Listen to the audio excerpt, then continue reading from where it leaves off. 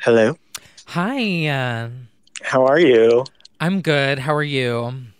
Oh, so great. Are you So ready to great. So happy speak? to be alive. Speak, breathe, live like it's Live. the last moon rising. Live like coronavirus. God, too soon. Scream like they're not wearing a mask. Okay. Sorry.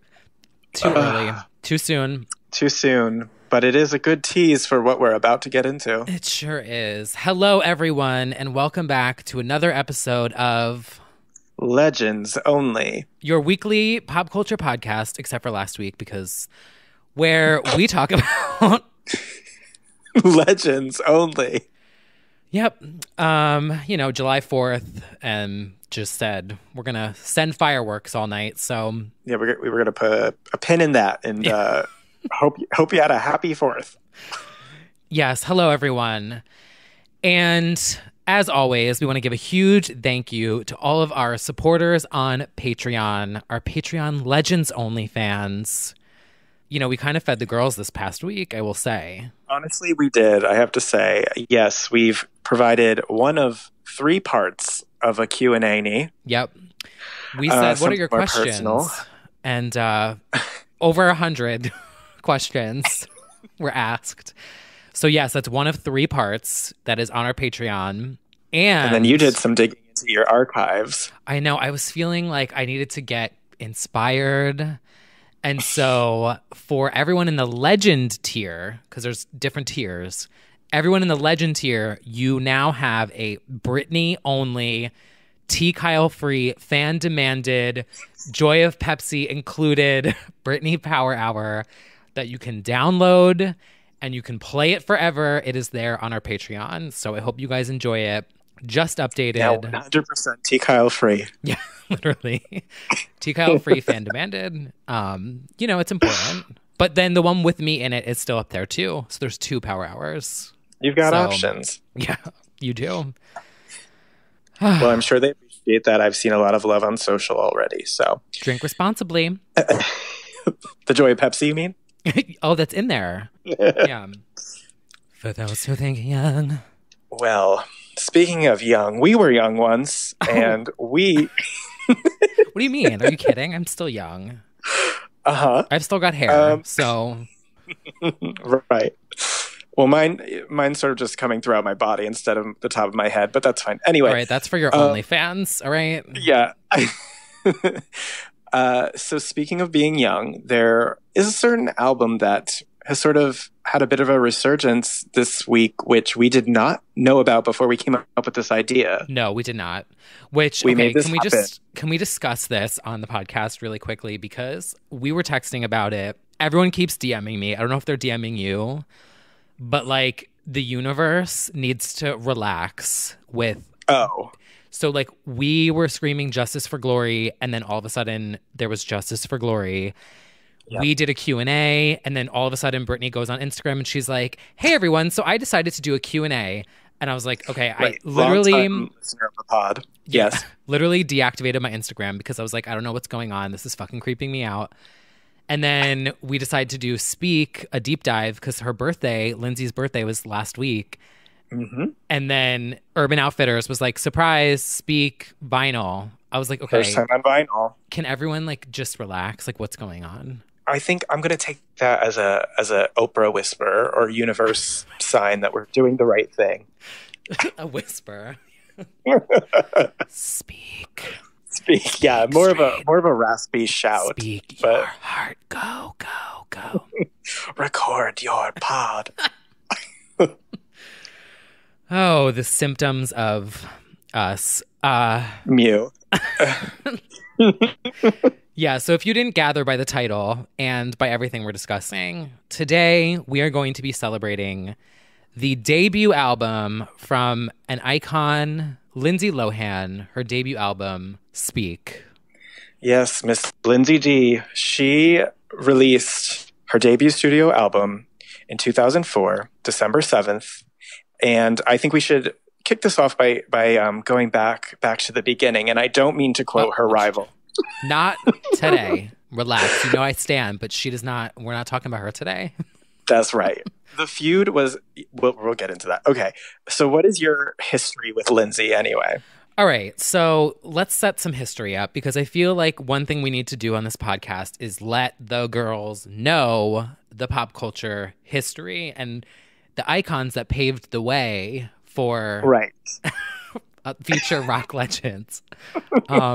Okay, so my history with Lyndsey started with Mean Girls. I never watched anything from hers before that. I still haven't seen like Teenage Drama Queen or whatever, even though I bopped to the song. Right. Didn't watch Parent Trap. Never have. Never. I feel like that's probably bad for me to admit. I haven't either. That's fine. Ooh, well, I know. I'm not a big movie person. So my intro was Mean Girls. And then I very vividly remember I was lifeguarding in high school. I had my iPod mini and I was listening to the radio, and her single Rumors debuted on Z100 or something. I can't remember what it was, but I just remembered it debuted on the radio while I was listening to the radio, and I was like, oh my God, this is so good. Queen of Pop. Right. That is pretty much my introduction as well. I saw Mean Girls in theaters, was captivated by her. She was one of ticket? I do. Me too. Oh my God, yes. I still have the stub. Oh, wow. It's in the storage unit somewhere. I'll frame it. But yeah, relics, honestly. But obviously that was a life-changing movie for many that formed the entire personality of some gays. And me. She was kind of like the last girl that I pretended to have a crush on as I was coming out. Like, I was like, well, I really like her hair, so I can pretend that I'm like, I have a crush on Lyndsey. Wait, were you in the closet still at this point? Oh, wait, yeah. Wait, 2003. Yeah, no, you had just come out.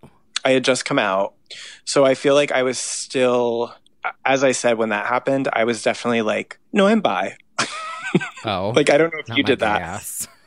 Yeah, I did that slick slide into it. But she was kind of like the very last moment in time of my fake straight career. I remember my ex, he bought me her calendar at the time, like a year later. And it was like, oh, I mean, she looks hot in it. But anyway. That is a good calendar. I'm just remembering that. I don't own it, but I remember it. That was like the first gift actually that I got, was like a Lyndsey calendar. We both kind of pretty legendary, if you ask me. I love it. We kind of came out at the same time, and this was at the perfect clash of In the Zone and Now Speak. So, as you said, Rumors came out, and I was hooked. I remember being on Kazaa, waiting to like download shit that was coming out. Yeah. Oh my God, I have such like. I used to have an iPod mini, which is, I mean, this is like a fossil at this point. And yeah, I remember illegally downloading the song. Don't come for me. We all did it. I have made up for it now by buying the album, downloading it, etc., and still talking about it right now and giving it more promo. So don't sue me for admitting that, you know, LimeWire. You imagine if Casablanca Records is listening and they were like, get his gay ass. A lawsuit. Give Lyndsey her third album, Casablanca Records. How about that? God. I literally wanted to be Lindsay Lohan, like in this era of time. I was like, I want to grow out my hair. Two redheads. You were basically almost there. The wig that I have in my closet is literally Lindsay Lohan's Speak wig. I wanted tits, and I was like, I have where did I put it? Did I ever show you that I have a life-size cardboard cutout of Lindsay Lohan from Mean Girls? No, I don't. I only know about the Britney Pepsi one. Oh my God. I don't have it anymore, and I don't know where it is. I had it in my dorm all through college. I got to text Joyce. You do. I wonder if I put it... You can set it up in your apartment after this, right? You can get it shipped to you and then have it standing next to the Britney one. Right? I'm like...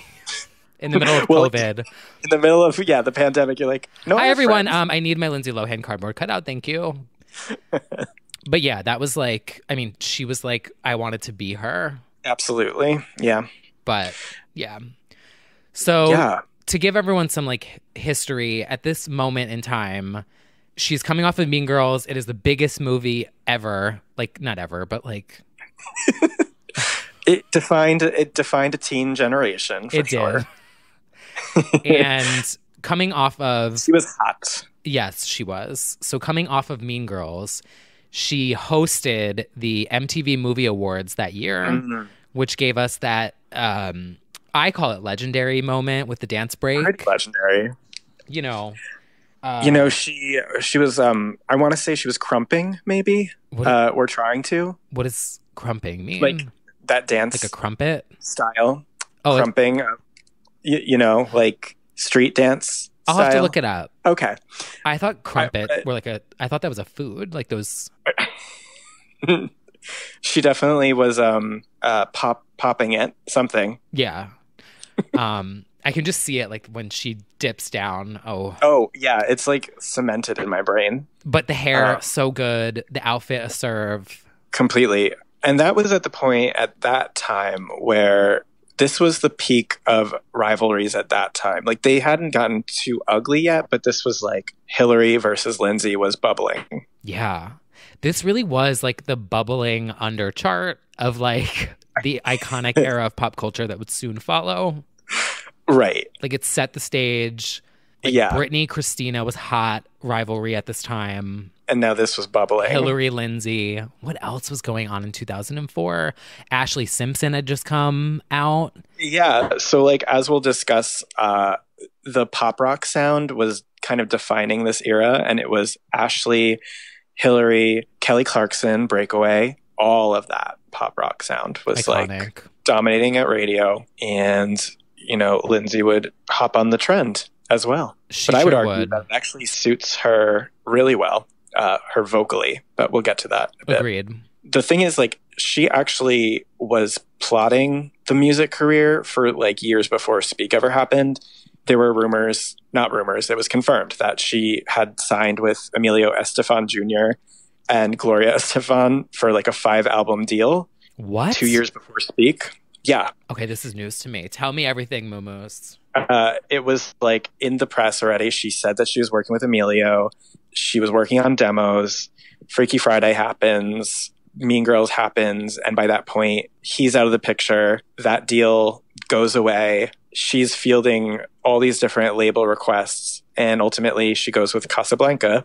One of the big things about the album is that it's mainly Cara DioGuardi, as you might know from 1 or 2 seasons of American Idol as a judge. A legend. And John Shanks. Yeah. And John Shanks, who basically was like the king of that sound. He was on Hillary's album, Kelly's album, Ashley's album. Like he was that girl, but a man.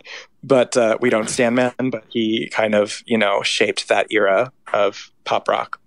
And Cara obviously has been on literally everyone's album. And she was also on all of those albums. So Lyndsey had pretty much the hottest team at that time that you could have. And then the more interesting thing about this, which honestly speaks, reference intended, to what was to come with her basically hitting a wall, is she was recording this while she was filming Herbie, the iconic Herbie Fully Loaded. Obviously, that stands out as a cinema classic.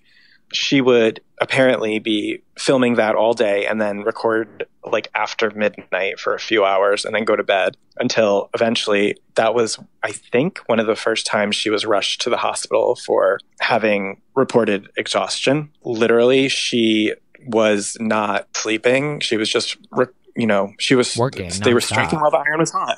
And, we'll say what you will about what ended up happening with her getting mixed up with the Hollywood scene and all of that because at this point she's fresh face on the scene, more or less. I think they worked her to the bone, right? Which would definitely have effects in later years. But we ended up getting Speak at the very end of 2004, and it was actually supposed to come out sooner, but they had to push it back because she overdid it, basically. Wow. Just crazy. How old was she at this time? Let's see. She is 34 now, which means 34 minus 16. 34 minus 16. So she was exactly 18. Wow. Honestly, whenever we do a deep dive into like a teen pop queen, and being more mature in my years now, I am so like kind of mortified about how they were treated just in general, but also like she was straight out the gate, like 17, and being asked about her love life and feuding with Hilary Duff in like Entertainment Tonight. They were asking her that. It's like, she's 17. She doesn't even know what that is. Like, so it's really crazy to consider what we thought was appropriate to ask a 17-year-old and the workload that we gave them. Right. I think that's the craziest part of the whole thing, is just how much they were overworked at that age. And I think about myself at that age. Oh, I was just like live journaling about Pokemon and like being an idiot. Like, I couldn't imagine. Right. Yeah. So she's barely 18, and she's, you know, the hot new thing in Hollywood after a series of successful movies.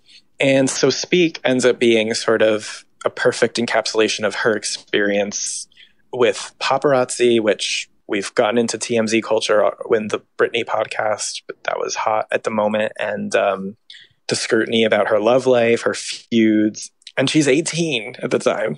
It's different because when we were growing up with her, it felt like appropriate, and now that I look back, I'm like, that was so inappropriate to do to a child. Right. Like, we didn't have the knowledge that we do now. Like, we were just like, oh my God, I want to be up there. I want to do that.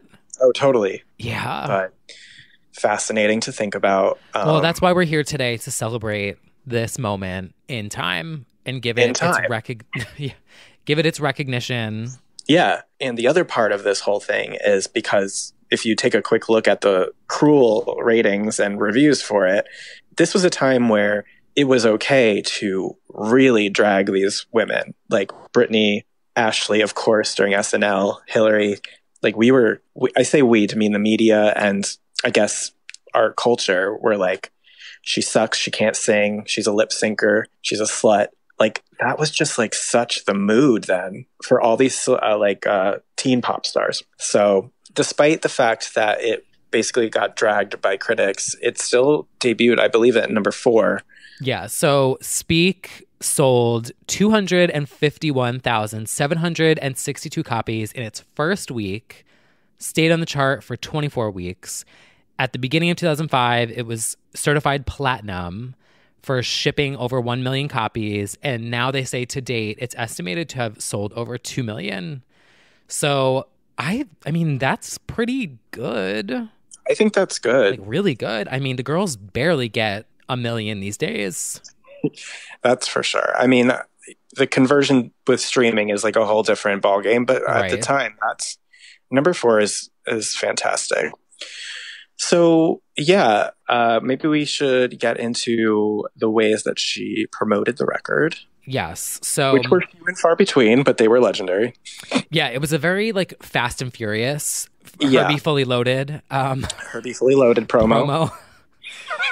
And I remember all of these like it was yesterday. Very memorable performances. So the first batch of performances that we get is on Sessions at AOL. Now, these were ahead of their time, honestly. Like Spotify Sessions, all of these things now that we see. What else is like, what else do they do nowadays? Like, oh God. I'm trying to think of BBC Live Lounge. Oh, yes. Very that. Yeah. So this was like, I want to say this was one of the first iterations of that. That might be a bold statement. Well, digitally, I definitely think it was like between that and Yahoo. I think it was different from Yahoo, right? Yeah, it was like Yahoo and AOL were competing with each other to do, like AOL started doing live concerts. And I remember it was like on their that little pop-up window that came up on AOL. Like, what was that shit called? Like your homepage or whatever? I don't even know. But I remember like Kelly Clarkson. But yeah, no, I know.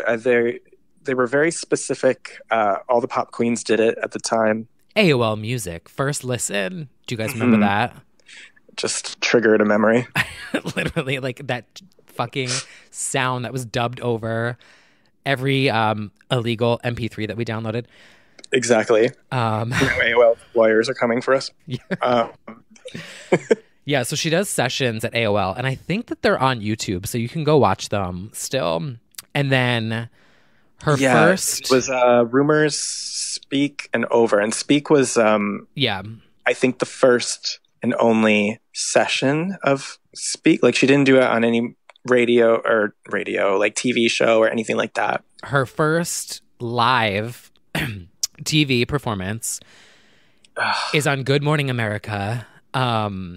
Where everything starts, really. Honestly, for the first time ever. Like, literally, like, the amount... We need to do a whole episode on, like, Good Morning America deep dive. Yeah, moments. Because looking back, like, it really was... Oh, I can't even put it on my brain right now because the cycle of visuals that I'm getting right now are just firing off. So anyway, she performs on Good Morning America and she has a lip sync fail. It's not that bad, but it is noticeable. Yeah, and she gets ripped for it. She does. Yeah, she got dragged. The thing I have to say about these performances, these were unapologetically studio vocals. And I think she tried to sell it by moving more across the stage and like really jumping up and down, which I don't think she realized that makes it very obvious that it's not live. But, you know, we have to stand. Who are we to deny an incredible performance? I was just going to say, who are you to speak about performing? No. Although the irony of not speaking during the performance of Speak is that's just the chef's kiss. But anyway. Right. This was another part of the era. I would say this was the fever pitch of like accusations of lip syncing. Obviously, Britney got the brunt of that, but it was a lot of calling out the girls for not singing live. And, you know, Rumors is a hard song to sing live, I would say. I'm pretty sure it was backing vocals with like a little bit of live here and there. Yeah. And this is literally like in the wake of Ashlee Simpson on SNL. Yeah, I'm trying to remember. Ashlee performed infamously on Saturday Night Live in October, and the GMA performance was in December for Lyndsey. People were like hot for a lip sync fail. Yeah. Unfortunately, she also denied that she was lip syncing. I remember there was a statement released. It was like, no, she was singing live. And I'm like, no. You know what? We love the confidence, though. I will say, though, like, down on that. I mean, I love Ashlee, and I thought the whole SNL thing was just really unfortunate and like sad to watch because you could tell she was so upset by it. Whatever. I mean, we can talk about that in a different moment. But like, I give Lyndsey props for not backing down after that. Oh, true. So, like, it didn't destroy the momentum of the campaign or anything. Right. And like, I'm not trying to like diss Ashlee for walking off stage because like, I will say as someone who like, we both have experience in the industry now, like it is your job. Like your job is to like make sure that backing tracks like don't fuck up. You know what I'm saying? Like, so I feel bad for both of them or anyone who has like a lip sync fail. Yeah. Sure. Yeah, it was just like it was in the wake of Ashlee on SNL, so like everyone was just like harping on that. Totally.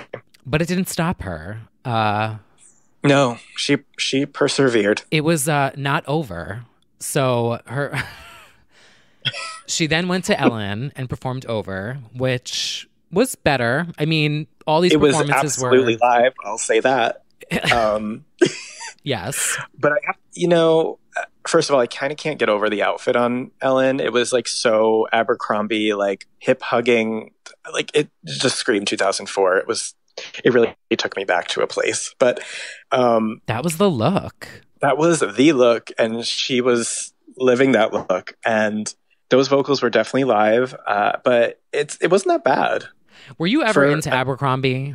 Yeah, I was an Abercrombie boy. Okay, I was gonna say, I was like, I just got like, I could just like smell it when you said the whole Abercrombie thing. I was like, oh, that seems like a place that Brad would shop at. Even today. Yeah, I was an Abercrombie boy with Old Navy $1 flip flops and boot cut jeans. It's dark time. We don't have to go back there. But I don't think it's dark. I think it's iconic. I love an Old Navy. It was me sitting at the girls' table wearing those flip flops. We all wore the dollar flip flops, and I had those boot jeans. Yeah, nobody could say shit to me with my puka necklace. I just remember I had a crush on this boy that worked at Hollister, but he told me I was like ugly or something. I forget. He was like, I work at Hollister, like you're too ugly. I was like, oh, okay. Oh, right. Wasn't the thing that they only hire hot people and it was like Yes. a known thing? Yeah. So like that was one of my first rejections in life. Was from a boy Legendary. that worked at Hollister. Wonder where he is That these for you. days. My type. Yeah. Oh God. Do you work at the mall in New Jersey? Hit me up. Where were we? Okay. Over. So then we get, this is one of my favorite moments, and I still talk about it like every New Year's Eve because it's still just shocking to me that she had such an iconic moment in Times Square for Rocking Eve or whatever it was called back then. Yeah, New Year's Rockin' Eve. Oh wait, no, this was MTV's Iced Out. Sorry, can't get the confused. Oh, that's right. Because I remember, That's like right. in the beginning, like the logo like crystallizes, logo and you iced hear out, like yeah. it's like all cracking, and she's got like her little snow bunny outfit on. Ugh, That was a legendary, look. right? I thought that was an excellent look, and it's kind of like the 2004 version of what Xtina did in a year ago or something, like that sort of snow Mhm. princess. It was such a serve, and the mic was on. The mic was on. You could hear her going back and forth between backing vocals and live, but it was there. Hmm. And I will say, like, my favorite part about this, because this is also, 2003, we got those like iconic Times Square Britney performances. And it was such a moment where I was like, oh my God, I want to move to New York. And performing in Times Square was so legendary in my mind. Yeah. And now it's like, it's just very different. But, Yeah, the illusion has been shattered. right. And now it's like, it's just not the same. But my Looks favorite, good on TV. that is true. Just don't get any better. But my favorite part about this performance and why I think I love it so much is that the crowd in Times Square is singing along and you hear it. Yes. And it just makes me so happy when I think about it. Like I'm smiling right now. It was definitely not that she needed a redemption. She wasn't canceled or like flopped in any real way, but it was like confirmation that it was a hit that would extend throughout time. Yeah. 16 years later. Honestly. And she went on to do, I think she also did the Yahoo sessions, and then she did Wango Tango. I remember at that point her hair was blonde. Oh my God. And Wango Tango. She did those big sunglasses. Yes. And that was the part where it's fully dubbed over with the studio version, and she's just running and jumping, doing speak and first. And she doesn't give a fuck. She's jumping around, and like, that's not how singers work, but it was iconic. Well, that's your opinion. Yeah. I will say her performances, like in front of a mic, got better in the second album. Yeah. So it was very like frantic. I mean, it's kind of crazy that she was expected even to do any of that very well because she was an actress, and then those were her first performances, like out the gate. So I'm just sad that we never got a live performance with choreo of the Rumors music video breakdown. Don't get me started. Like, I can't even tell you how many times, still to this day, I tried to learn that dance. It seems manageable, I'll say. I still can't do it. But, like, I can do the part at the end where she, like, does the thing around her eyes. Well, you got some time in quarantine now. Yeah. We'll get to that Maybe. song and video in a little later. Yes, we will. But, around that time, so she had done that festival, and so then naturally it's like, okay, so she's going to tour. And I feel like that was the intention, and then she was just too busy being an actress. Yeah. She had to go Georgia Rule. Georgia Rule, promo. And I think Lady Luck, and she just had so many movies at that time. I haven't seen any of those. Have you? No, I went straight from Mean Girls to I Know Who Killed Me. I still haven't seen that either. Is it good? That is upsetting. It is a bad horror movie. Oh, it's a horror movie? It's like a psychological thriller. Well, I mean, I guess the title is called I Know Who Killed Me, so... Yeah, so there is a killing that occurs.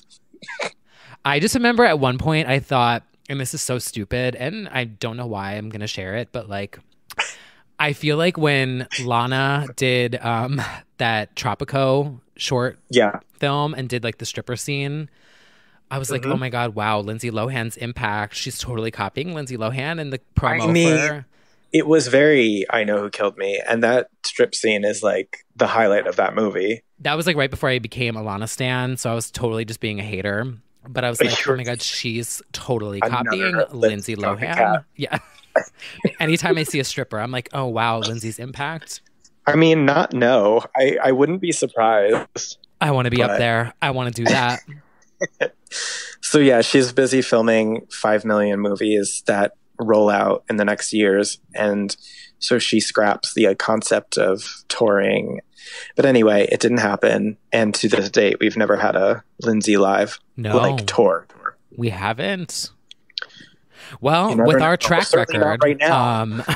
With our track record of the universe just not letting us live, let's manifest it, everyone. Speak Tour 2022? Yep.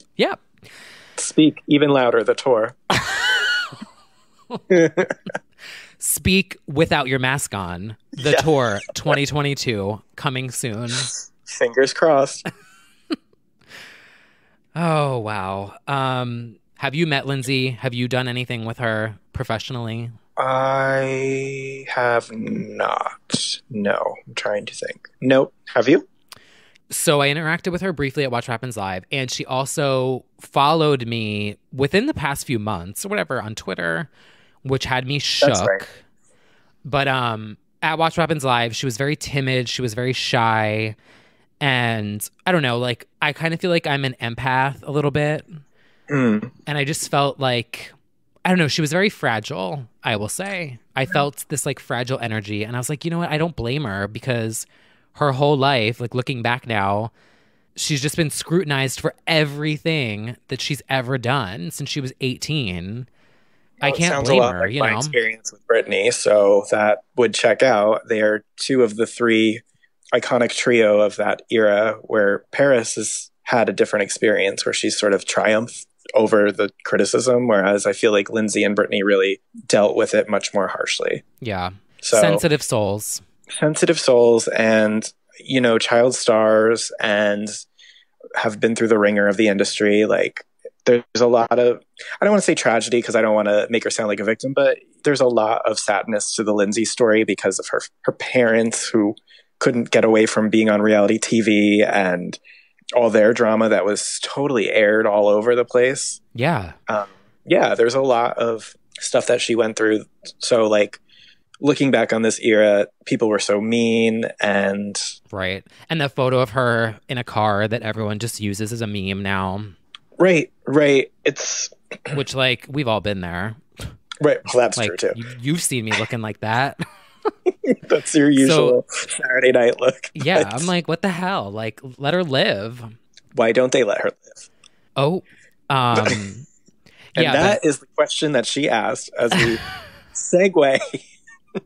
Yeah, I mean, I guess the reason why I wanted to bring that up, I think, is because I felt like when she was on Watch What Happens Live, like, I was so nervous that she felt like people were going to make fun of her. And I was like, I don't want her to, like, anything that I say to her or do, I don't want her to think that I'm coming from a negative place, because I genuinely... We're trying to get her some way. Right. Like, we're not doing this... Question. Yeah, like, we're not doing... We're making jokes, but we're not talking about Speak as a joke. Like, it's really, like, a fun record. And I love her second record. And I really want a third one. So I felt like I just wanted to make that point to people that, like, we're not being sarcastic and, like, making this, you know... I do care about her, I guess, is what I'm trying to say. I think she communicated that as well with the little promo that she did for Back to Me. She kind of said that she was afraid to do this because of what people would think. And I mean, we created that fear in her. So anyway, I'm hopeful that people take this as a genuine praise of an album that we genuinely love. Yes. Without further ado, this is Speak. Now, can we talk about the album cover? Because I actually love it. Same. Peak 2004 graphic art. Graphic design is my passion. Oh, it is so like Hot Topic, graphic tee. the skulls, the lightning bolts, the nautical star, the guitar. It really tells you I'm different. I'm punk. I'm not like the other girls. Yeah. I'm edgy. I'm edgy now. Yeah. Which she also did want to make it clear in her like promo interview. She was like, I want this to sound like what my audience expects, and I want to be involved in the writing of this album. And she is. She's credited, I think, on like 6 songs or something as a co-writer. Not everybody has that. No, that is true. But yeah, so why don't we go with the first song? Oh, well, before we do that, I just first want to say the photo that is inside all of that graphic design mess is amazing. The photo shoot is so good. Gorgeous. Love that picture of her. Yeah. The album art book. Yep. Ugh. I remember very distinctly I had a picture of her with a guitar as my live journal blend that said friends only. It was Kim Caldwell, Brittany, and Lyndsey. Oh my God. You know what? Sometimes I look back and I'm like, I get why I was bullied. But I loved a MySpace layout. For me, it was just live journal, and you had to have that graphic that said friends only so that you had to make it clear what your interests were while also blocking out your haters. So you had to be a friend. Wait. You know that option where your journal was private? No, because mine was public. Oh, mine was private because I was like, I don't even know why. Because I wasn't like even out yet on that. Maybe I was by then, but whatever. I think it felt more exclusive to be like friends only. Legends only. Legends only. Well, that's basically, I'm going to maybe dig up that blend on Photo Bucket and bring it to everyone's attention.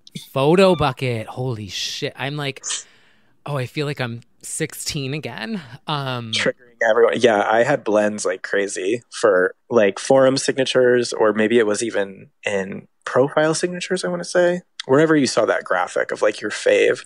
I just remember like with LiveJournal changing my Avi. Oh yeah. Yep. Was like a moment. It was. And do people even still call it an Avi? I don't think they do. I think so. Avatar, Avi. Maybe. Well, if they don't, let's bring it back.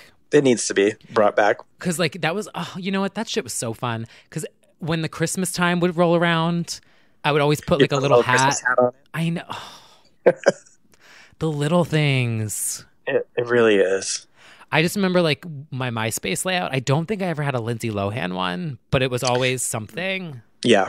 Oh, we gotta find our Photo Bucket passwords and do a deep dive. Oh, that is a great idea. Speaking of deep dive, shall we get into the album? Let's do it. First is a song called First. Well, the concept of that song on the album was, coming first. Did you see what they did there? Now, this is not my favorite song. No, and I don't think that this was actually ever really meant to be a single.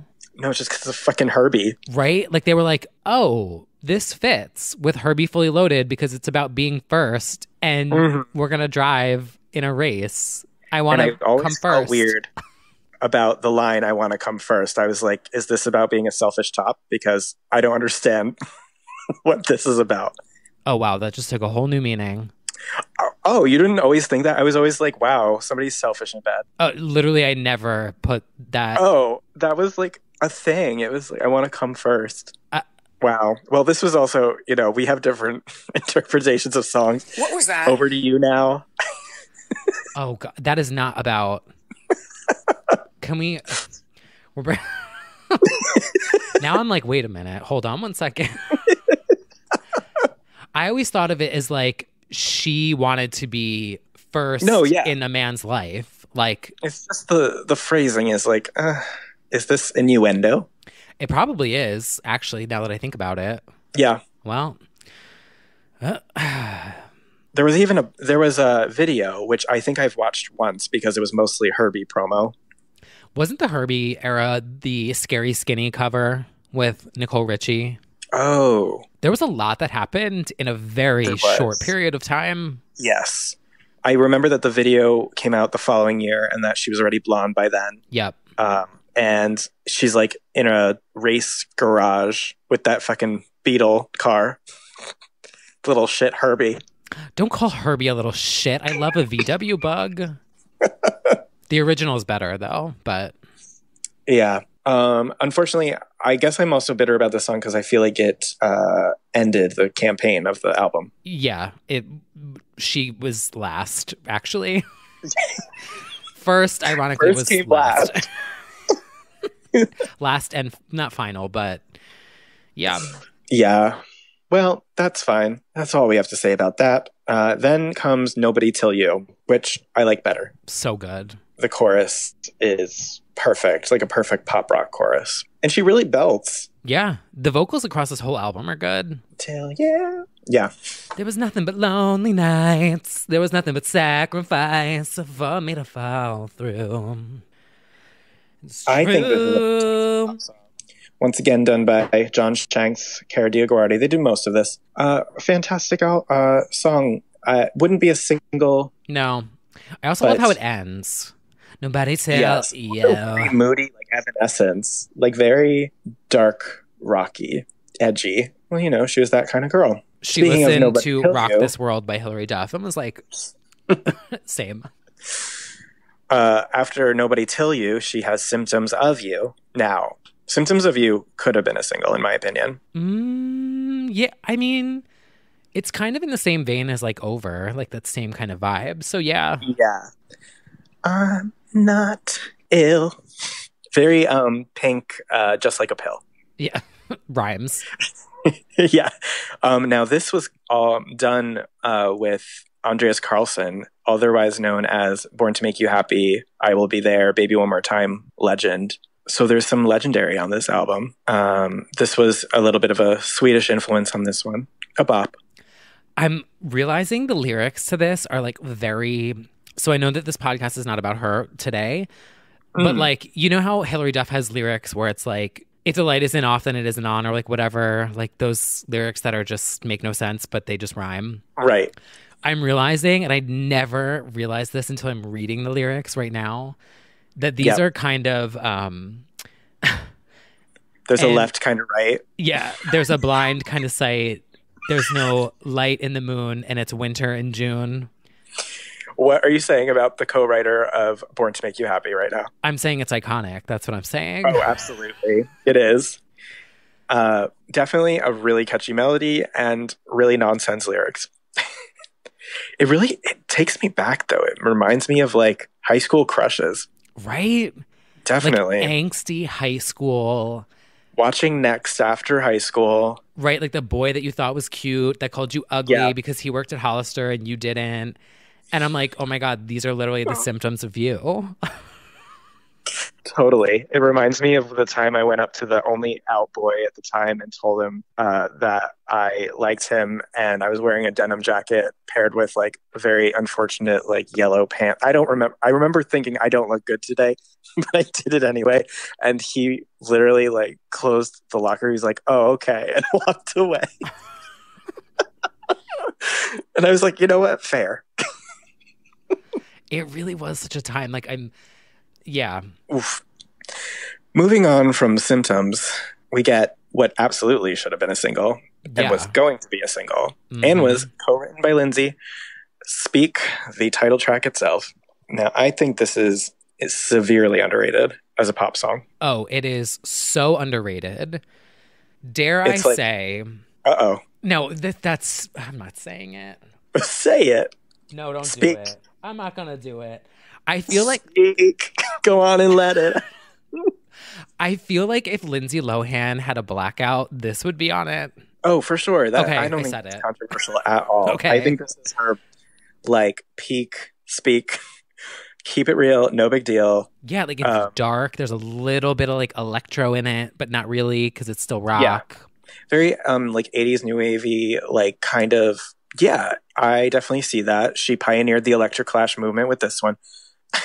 The Speak singingness of it is kind of adult for her, like the like purred voice that's like speak straight from your like that is really go. Look, it's sultry, but then she starts singing and then belting. Yeah, that's definitely, if you haven't, we didn't say this yet, if you haven't at all explored this album, besides rumors, I know you've heard rumors, but get into Speak first. You will be pleasantly surprised. I don't want to guess, not a test. Tell me what you, like, It's so catchy. right? Like all the ad libs. Is that the right word? Ad libs? Yeah. At the end. She really is belting in her Herbie full loaded trailer at 2 a.m. Let it out. Come on and let it out. So good. Yeah, this was supposed to be the third single before they threw in first because of the fucking Herbie Fully Loaded soundtrack.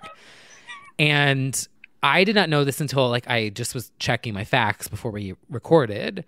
But Frances Lawrence was booked to do the music video for this song. Which is legendary. I mean, this album could have gone a whole different way, in my opinion. Oh, so Frances Lawrence, for everyone, the genius who did Slave for You, Circus. What else did he do? So he did Slave for You and Shakira's Whenever, Wherever, like at the exact same time in like different studios. Someone to Call My Lover for Janet, Play for J-Lo, The Call for BSB. Bad Romance. So many. And then canceled in 2005 was Speak, Lindsay Lohan. Yeah. We did What You Waiting For Gwen. Like, come on. Yeah, well, I mean, I feel like this got canceled because she was busy, like you said before, and then they just threw first on the Herbie Loaded fully soundtrack. They had to make the decision. Is she going to be a singer or an actress? And they weren't wrong. Like, she had a string of movie successes at the time, but they could have gone further with Speak if they made Speak a single. Yeah. But that's the way the cookie crumbled. We did not get that video. We got the Herbie soundtrack. Sure did. Next up on the album is another single. We did get single 2. Over, which has a very interesting music video. Yeah, I don't hate it, but it's not, It's just sort of like... she's an icon, but she's not somebody that you think about all the time. She's basically, it's the Taylor Swift You Belong With Me video at first, where they're just like communicating through the window, or like J-Lo's The Boy Next Door. And then the boy like keeps getting chased by his overprotective father to the point where the father beats him up at the end. And then they reunite and make out or something. I do love the hair, though, in this music video. Oh, she looks hot in this video. Oh, so good.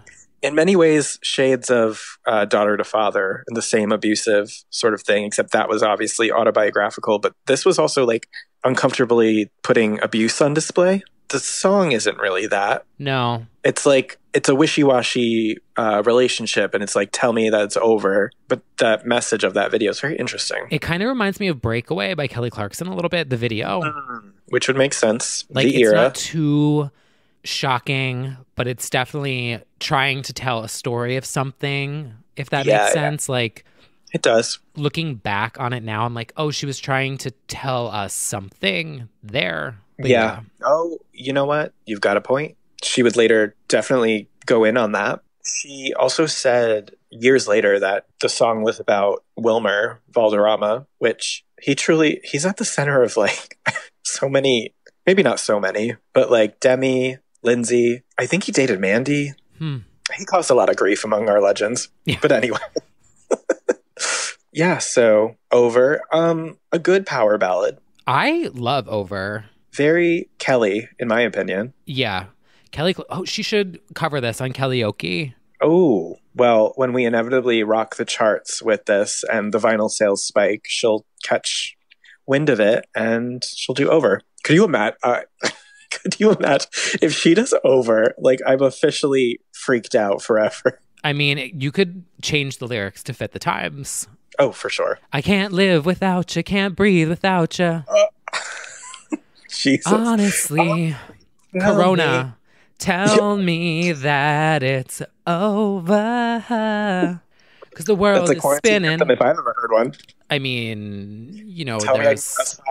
Yeah. Moving on, we have Something I Never Had. Not my favorite. I think it picks up towards the end. It does. Now, this was an interesting one. This was not with The Usual. This was with Shelley Piken, I believe her name is. And she also did like all of the girls at the time. Jennifer Love Hewitt's album, Celine, Haley Duff. But yeah, it's not my favorite, but it's not terrible.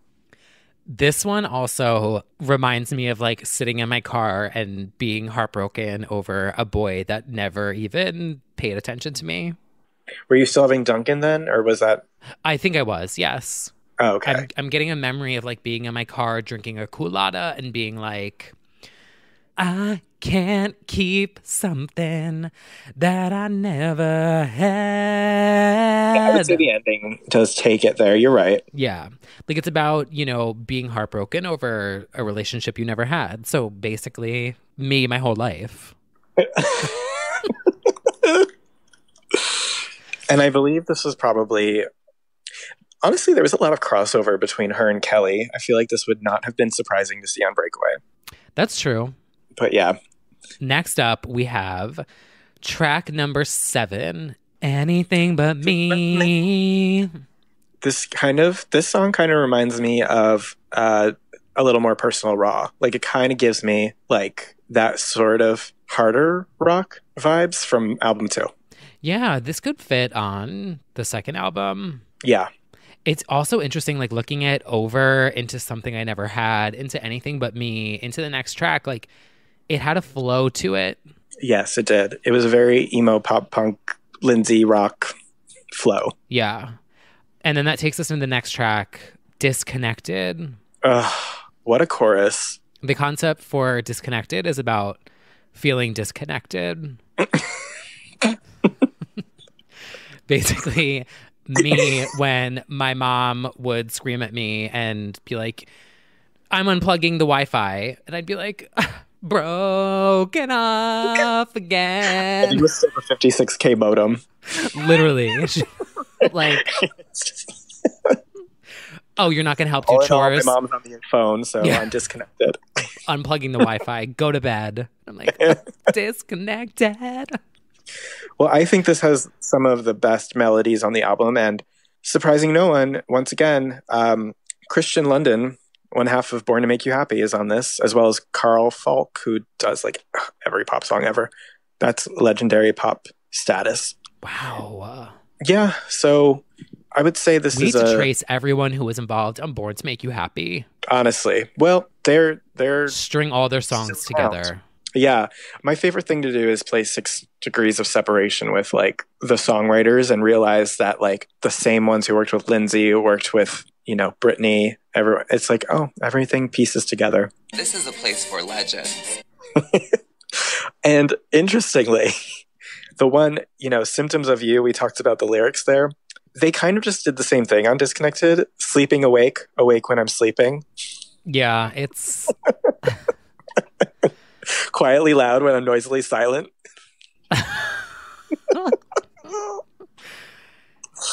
Wow. What could ours be? When I'm losing. What would like our rhymes be? I don't know. Top of the charts, but I'm only a bottom. I don't know. That's, what? I didn't realize until tonight that she had a type of lyrical structure on this album. Yours could be like working out while... I'm out of work.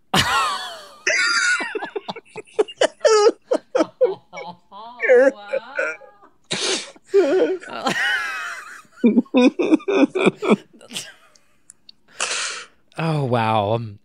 No lies were told. New single coming soon. Disconnected. It works. It really does. And then we move on to what is my possible favorite album track. Actually, favorite Lyndsey song, period, maybe. Controversial. To Know Your Name. Really? I'm obsessed with this song. And this is her not doing pop rock. This is electro pop, really. Yeah. Actually, now that you say it, this is up there for me too. So we didn't really talk about thematically, because she doesn't say it expressly, but like To Know Your Name is part of the Rumors ethos of like, people want to know who I'm dating. I have to date in secret. Everybody wants to know your name. I have a secret lover. She starts to touch on that like whole paparazzi aspect. this is gay as fuck. This resonated so much with me in high school of the idea of like a secret lover. Oh my God. Obviously. I feel like we have a very similar story about this song, which is why it's so iconic. I mean, I had my first boyfriend probably in summer 2005. And I remember that, maybe it was 2004. Well, anyway, it hit around this time. And I was like, wow, I can't tell. So I have a question about that story that you're getting into. Uh-huh. So was the boy that you liked in the closet? He was out and I was in the closet. Okay. So I have a he similar... was an actor. Oh, she was? Just like Lyndsey? She was. He broke up with me after 3 weeks with the most legendary line that of my dating career. First of all, he was English, and so he said my name as Bwadley, which I don't even think is an English thing. I think he just had a lisp. But anyway. What? He called me up after 3 weeks of dating, which was mostly like passing journals between each other and like one kiss outside the mall. And he called me and he said, Bwadley, you're like a piece of chocolate cake. Delicious at first and then boring after a few bites.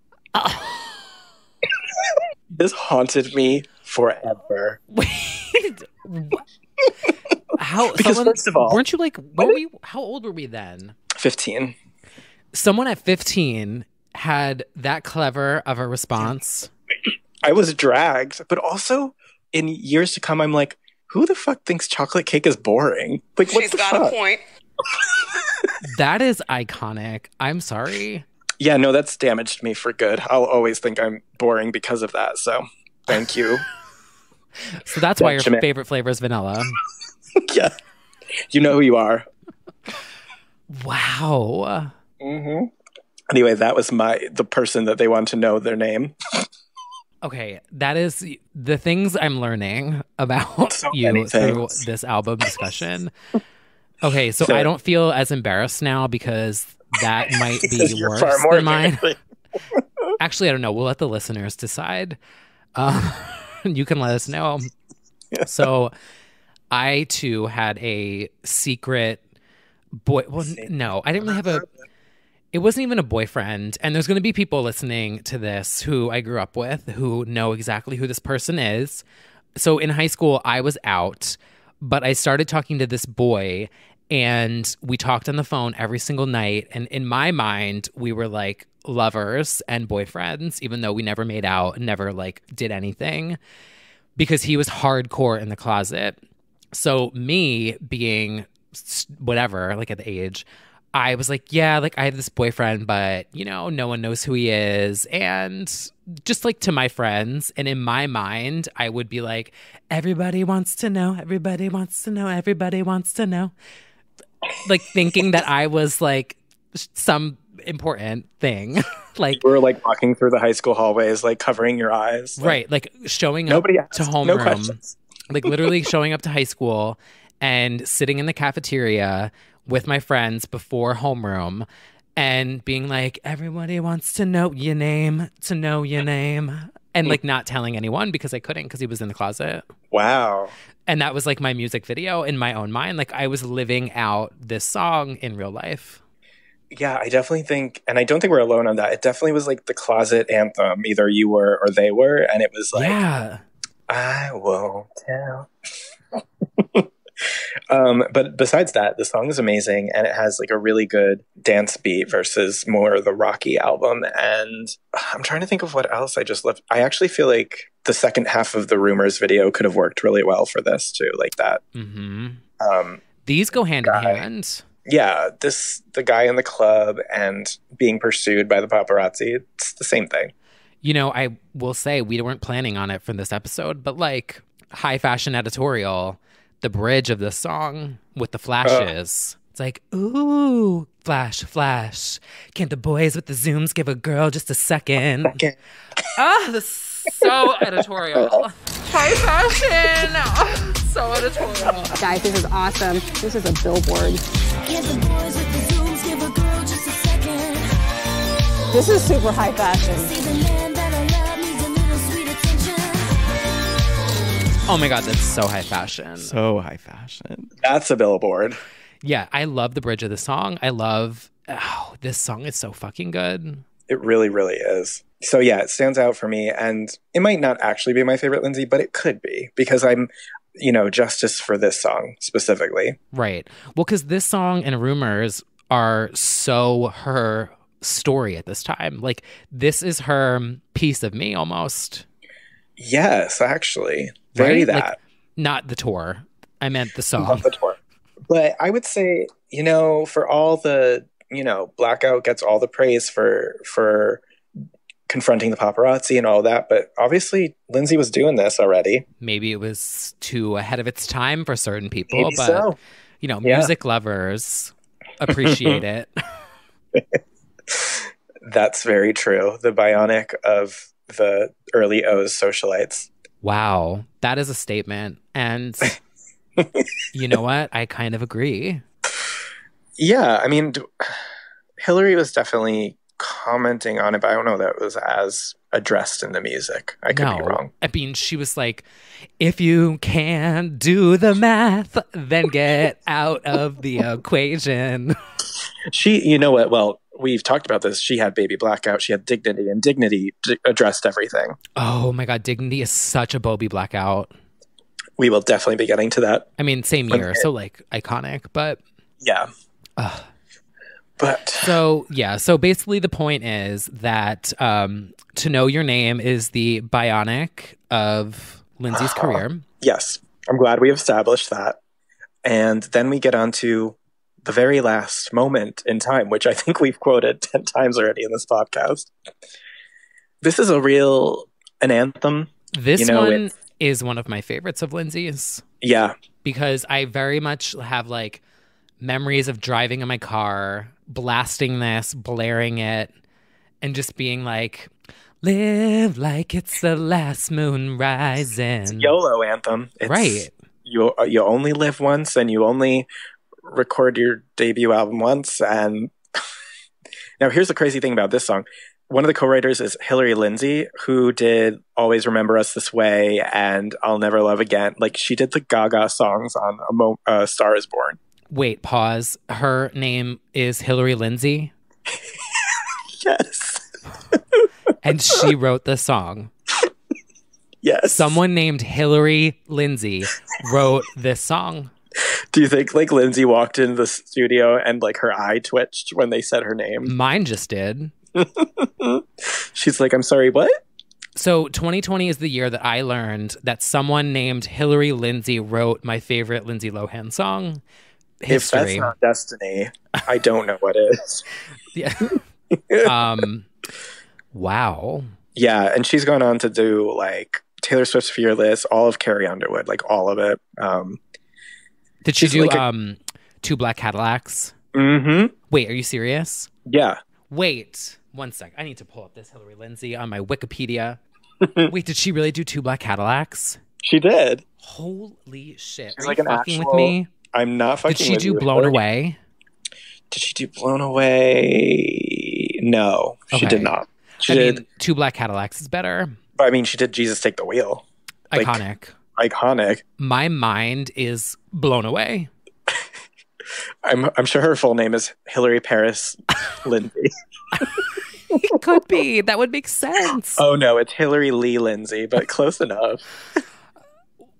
But yeah, most recently, she just did Always Remember Us This Way from A Star Is Born, Grammy nominated. I'll have to look that one up, but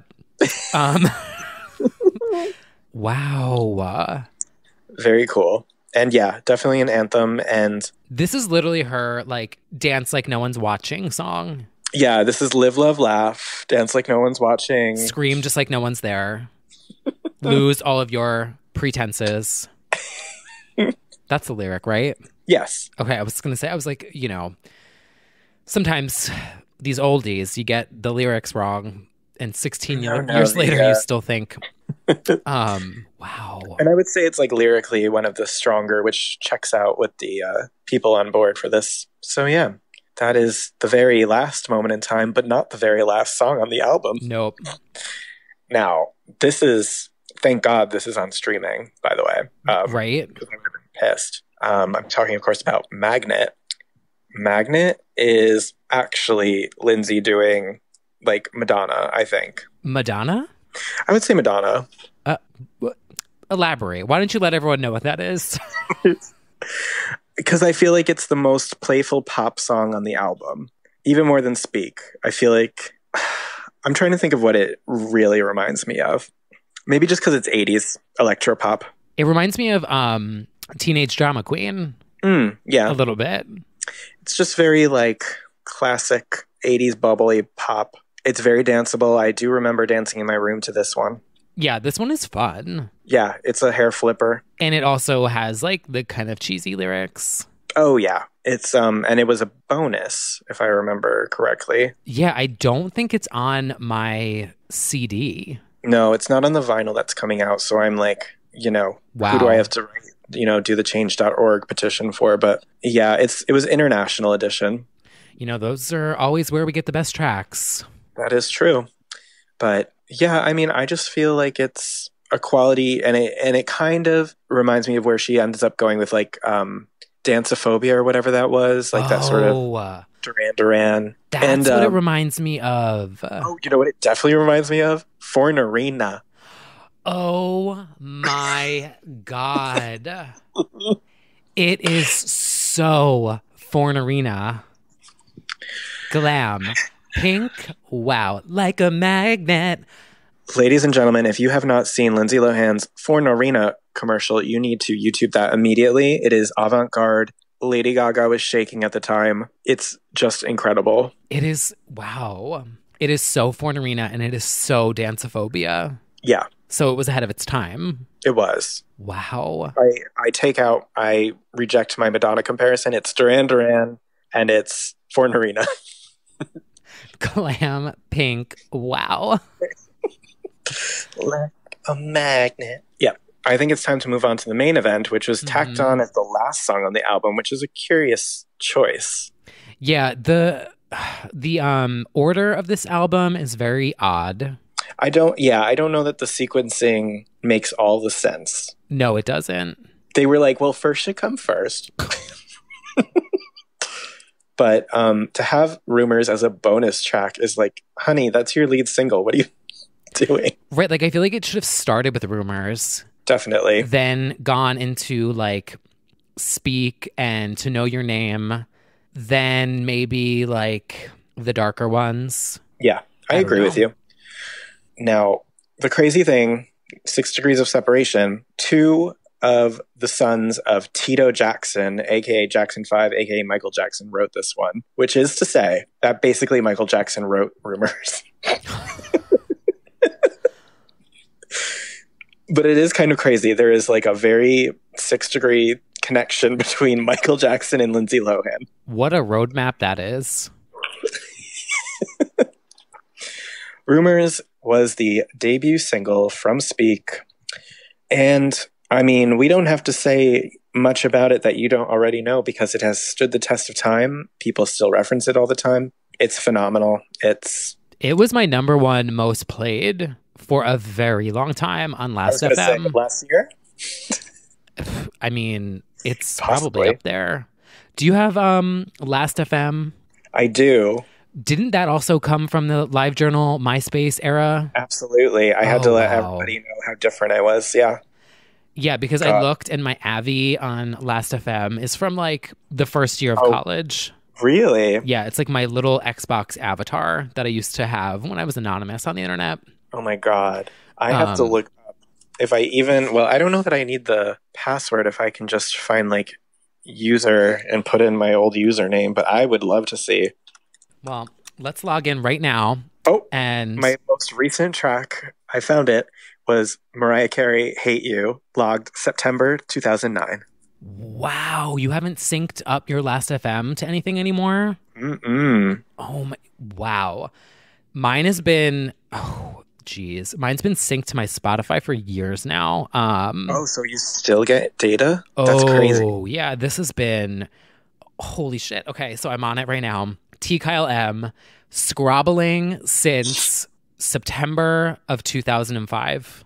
Oh my God. So like yeah, a year after this album came out. But like, let me see what my top albums of all time are. and see where it falls on this list because I feel like it's got to be up there.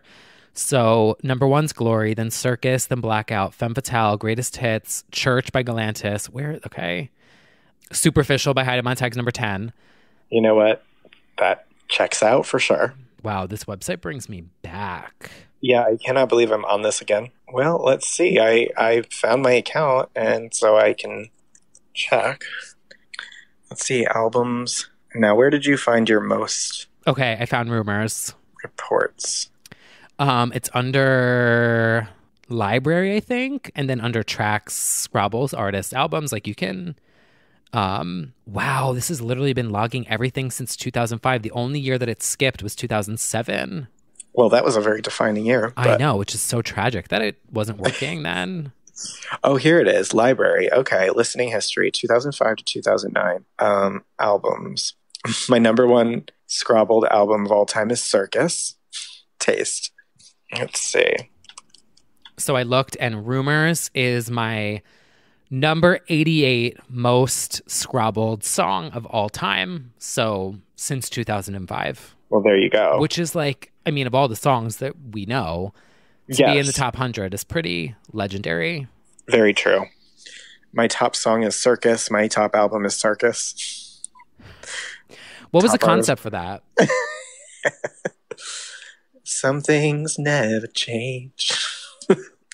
That was a good run down memory lane, but... Love a Scrabble. Love a Scrabble. So Rumors, lead single, The Reason That We Stand. The reason why every time I get in an elevator, I slam myself up and I like pretend like the door is closing and I'm in a music video. Now, here's the great injustice of it. The song charted at number 106 on the Hot 100. So it was a number 6 smash on the Bubbling Under charts. The song was number 1 for 50 fucking weeks. You're gonna sing the fucking words if you know the fucking song. Me at the Speak Louder 2022 song, the tour. Honestly. Wow. But like, aren't all the girls these days like debuting at like 100 and whatever? Yes, it's true. Radio and charting and all of that was so different then, and it didn't matter. Like, never forget that Toxic was not anywhere near number 1. It was like 9 or something. I forget.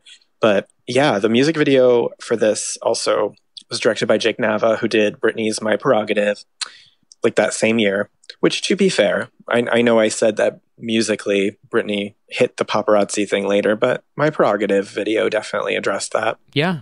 But Lyndsey looks so good in this video, and she does a very Piece of Me, the video thing, where she has a fake Lyndsey leave the parking garage. Lyndsey too. I fucking love this video, and I need it in HD. Yeah. So we're gonna manifest 2 things. What was the first thing that we wanted to manifest? A tour? Yeah, I think we want a tour, Kelly to perform Over, and the third album. Next on the list is the HD version of Rumors, because this video is so good. I mean, the intro is legendary. Literally, she has a body double to fool the paparazzi. She gets in the car and the license plate is Lyndsey too. Get it? Ahead of her time. Very ahead of her time. And then the club scene, the cage. The cage is iconic. Miley took several notes from that. But like, actually though. Yeah, Can't Be Tamed. It's like very that.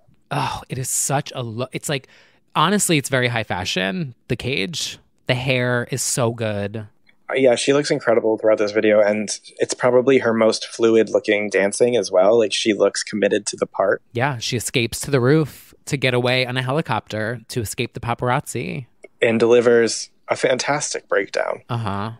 Know what else I love about this video? Well, there's more things. It's more than one. When she's walking down the hallway in slow-mo and her tits are just like jiggling. Oh, the boobs really stand out. Right? Like, I was like, oh my God, me. Yeah. And then the part where she's dancing with the digital camera. Yep. Oh, yes. Like, promo. That was so 2004. Was like going out with your friends and having them take your like Nikon and like take pictures of you with the flash on. That's like the killer of it, is like the flash is on. It's quintessential 2004. It's Hillary Duff posing with like the iDog and a flip phone at like doing all those right promotional things. The fake paparazzi pictures that I had that I like tweeted that were like a meme? Yep. That was literally with like a Nikon with flash. Yeah, no, I remember. Inspired by this music video. Yeah, we carried around digital cameras in our day. Oh, wow, we sure did. Photo bucket, digital cameras, flash, big sunglasses, Dunkin' Donuts. Giant sunglasses. Boys that worked at Hollister that didn't like us back. Wow. Yeah, and Rumors has obviously just become such a cult classic. The gays cherish it. It's just so interesting how it had like moderate success then and just has carried on, which obviously not a lot of songs from that era can say the same. It's true. Like I think about it and I'm like, it's so hard to have an iconic debut single. Mm-hmm. And this is one of them. Yeah, it's true. Yeah, which is a good way to wrap up the album, even though it probably should have started the album, but it's a fierce ending note to be like, and this. Ugh. She's tired of Rumors starting. Those first few seconds of the song. Nice time into the club. Dun dun dun dun bum bum bum. It is her Baby One More Time piano opening. Oh my God. Wow. It really is. I mean, truly for a debut song, it's incredible that was her debut. It is really similar to Baby One More Time now that I think about it. Dun, dun, dun, dun, dun, dun, dun. Well, she nailed it with this. She nailed it with this album. Unfortunately, it got cut short because of promo, but not because of being a flop, in my opinion. And then only exactly a year later, release A Little More Personal Raw, which is honestly the inspiration for so many things that we've named. That is true. But that's a deep dive for a different day. Did I ever tell you that Lindsay Lohan is the reason why I got proactive back in the day? No, but that checks out. While we're, exploring that era of our lives on this episode, I just remembered that when Lindsay Lohan was like, I'm Lindsay Lohan, and I use Proactive, I was like, okay, I need Proactive. And I literally got Proactive and probably was a customer for a decade, not sponsored, because of the Lindsay Lohan commercial. I'm forgetting who else did it at that time that was very memorable. It was somebody else too. I don't know, but Lindsay sold it to me. Well, to be a proactive girl was like a thing for a moment. Yeah. Wow. What it's an era. It was like, I really want to be like the Pepsi girl and the proactive girl. Now it's like flat tummy tea. Yeah, that's true.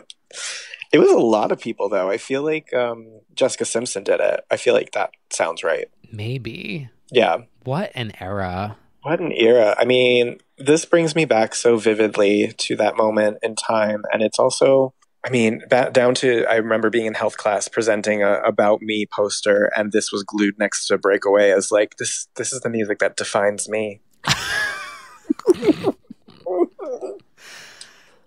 But yeah, it was for a actress to singer effort, it was a big success.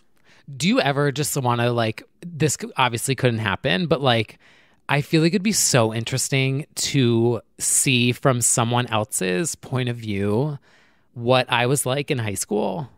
Oh, I dread that idea very much. Because that sounds horrible. The way that the teens these days are with like Charlie D'Amelio on TikTok, I was like that with Hillary, Lindsay, Kelly, Brittany. Like this era was like, my whole MySpace needs to be dedicated to them. My AIM away message.